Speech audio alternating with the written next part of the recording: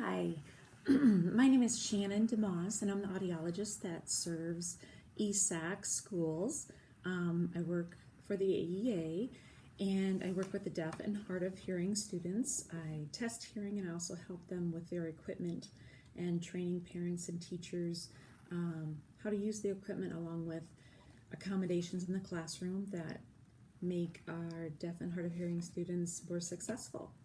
So the first one I'm going to talk about is Maddie, and Maddie has a severe hearing loss in her right ear and a moderate to severe hearing loss in her left ear. She wears a hearing aid in her left ear only. She does not wear one in her right. The right one is too severe to really get much benefit from hearing aid amplification. So she is particularly challenged in that way, that all the information is coming into one side. That can cause some difficulties with localizing where the sound is coming from, cause problems if it's someone's communicating during a noisy or transition time. Can be especially difficult when you're listening with one ear only. Her hearing aid does improve her hearing, although it does not restore normal hearing. So it will improve it. She will hear more sounds, but she's going to still have some difficulty with those high pitch consonant sounds that are often unvoiced and very quiet, even for those of us that have normal or near normal hearing. So she'll have more problems hearing the S, TH, CH, C, K, those kind of sounds, and she'll hear the low pitch consonants and the vowel sounds better. So A, E, I, O, U, the M, the D, the B, they're all voiced. They're a little bit louder, and her hearing is a little bit better in that area. As we move to the high pitches, that's where her hearing is poorer, and those sounds are soft sounds anyways. So it really affects the understanding. With hearing aids on, she will probably hear that you're talking a lot of the time, but she may easily misunderstand what's being said. For example, if I were to say to her, not looking at her, saying cat, hat, sat, fat, she would be hearing ot, ot, ot, ot. So therefore, she's using her vision, she's using contextual cues, she's trying to look at the rest of the sentence and kind of see what would fit in, what would be appropriate word there. So she's using her eyes, she's using her hearing, her residual hearing, and really picking up and putting that sentence together. And that's a lot of work for a student to do, because at the same time they're working on what you just said, you're also giving them more information simultaneously. So kids work really hard listening at school all day, and they will become fatigued at the end of the day. I often compare it to like listening to someone with a strong foreign accent give a lecture, and you're trying to listen and learn, and you're really struggling to understand, and you feel like you're leaning in, trying to concentrate on what they're saying. And so, kids with hearing loss really have to focus more, be very motivated to listen and learn, and they are exhausted usually by the end of the day, especially at the beginning of the school year. So keep that in mind. I have a few things I'm going to go over for in the classroom. Maddie is a sweetheart. She's a great, great girl. She's very independent with her hearing aids and her FM system, so she's going to be a huge help to you guys. Her seating in the classroom is very important. She will need to be seated where she can see you well. She can see your facial expression, read your lips, look at any visual aids that you have to help supplement your lesson. So I hate to put her right in the center, front row, because no kid likes that. But I would say with her left ear toward the area of instruction. So if you tend to instruct in a certain area, if you can have her towards the front with that left ear toward you, that's going to be best for her. I know a lot of teachers roam up and down the aisles, and I don't want to change your teaching style at all, but I just want you to realize when she isn't seeing you, it's more challenging for her to hear you and understand what you're saying. She'll hear you, that you're saying something again, but she may misunderstand. And so just if you can still wonder to check on things, but maybe keep that in mind when you're giving important instruction, that when she sees your face, it's going to be a lot more clear to her.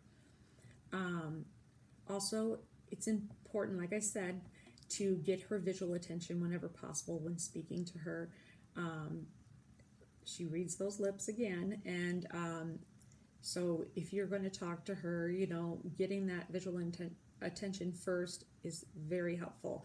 You guys often already do that with your class. You say, class, eyes up here, things like that make your class room stop, look up at you, and then you say the important message. So that's wonderful. That helps all the kids, but it especially helps someone with a hearing loss like Maddie's. So, and sometimes if it's something you specifically want to say to her, say her name first, wait for her to look at you, something like that. And she's much more likely to understand what's being said. If the room is quiet and you have the mic on, she may be able to figure it out even without looking at you, but it's easier for her if she is seeing your face. I know this isn't always possible, but just keep that in mind and do your best. Often too, you'll want to check her understanding, her comprehension. And the tempting thing to do is to say, did you hear me? And I even find myself doing that quite a bit, to students. And kids with hearing loss always nod yes. Yep, they've heard you. And that doesn't mean that they've necessarily understood the message correctly. They may think they have heard it all, but they don't know what they're not hearing. So when you're checking their comprehension, instead of saying a yes/no question, try asking them an open-ended question. Something like, tell me what we're working on, or what are we supposed to do with these numbers, or where they have to give you that information back. That's a much better judge of what they've actually understood. So keep that in mind. When you're wearing the microphone, which is the part of the FM system that you'll be wearing, and Maddie's preferentially seated kind of toward the front, and you're having a class discussion, there may be times when kids behind Maddie answer questions. If you can try to remember to repeat their answers, that is very, very beneficial for Maddie, as opposed to a teacher saying, oh, Joey, that was a great idea, good answer, and she has no idea what the idea or answer was. So if you can kind of get in the habit, again, of repeating their answers during class discussion, it helps them all, but especially Maddie in that situation. Kids with hearing loss all have some issues with vocabulary.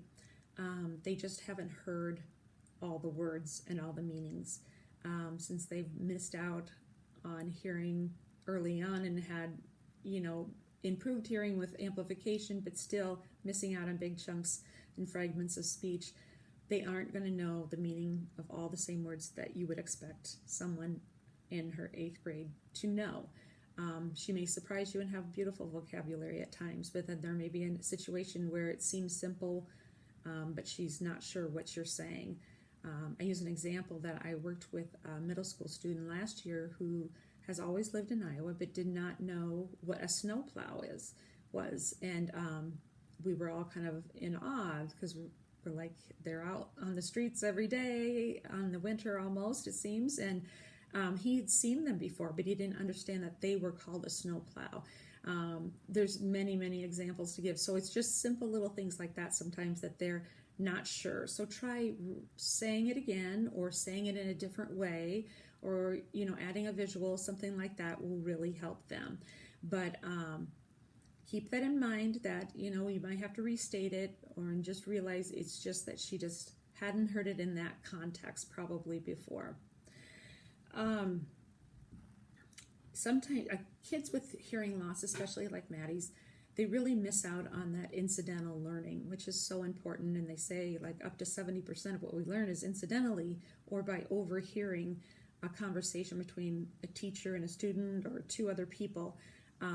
So don't assume if you've told a student some information and you're expecting the kids to overhear it and understand it so you don't have to repeat it again. For her, you may have to repeat it again and tell her directly.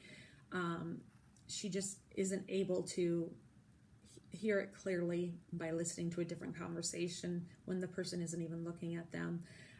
So just realize that a lot more things have to be directly taught to her. She's a bright girl. She should pick it up well.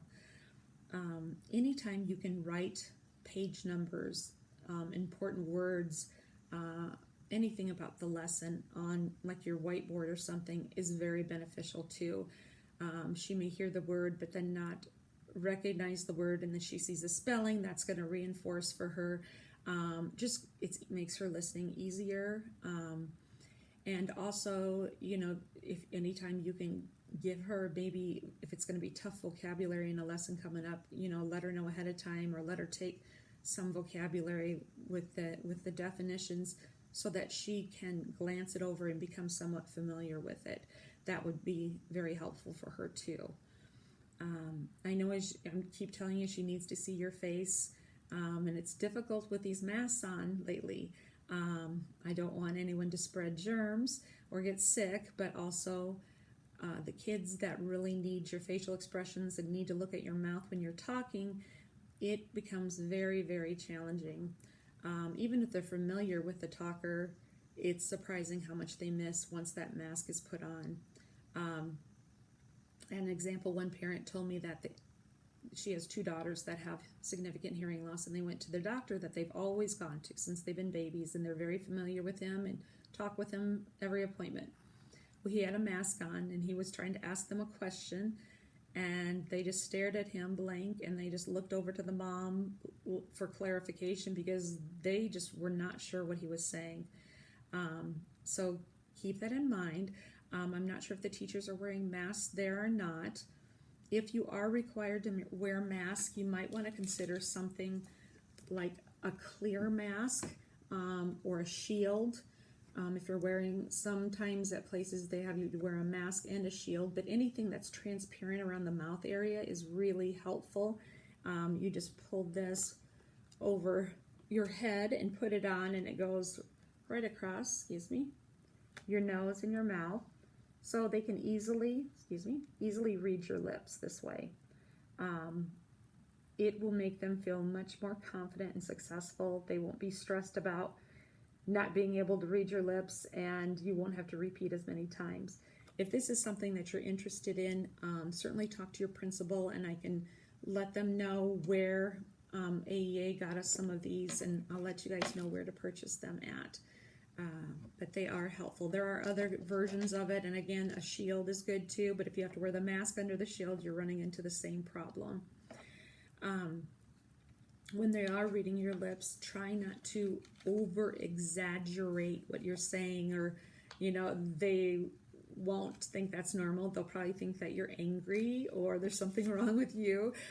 So just talk normally, when you're facing them. Include them in the fun and the lesson and the jokes, because they want to be a part of it too. She is really a special girl. I completely enjoy her. But I encourage you, if there's a problem going on with her FM system, her hearing aid, or she's not responding as well as she normally does, please call me, text me, email me, and let me know. I want to stay on top of that. A lot of times there's something I can drive to the school and take care of it right away.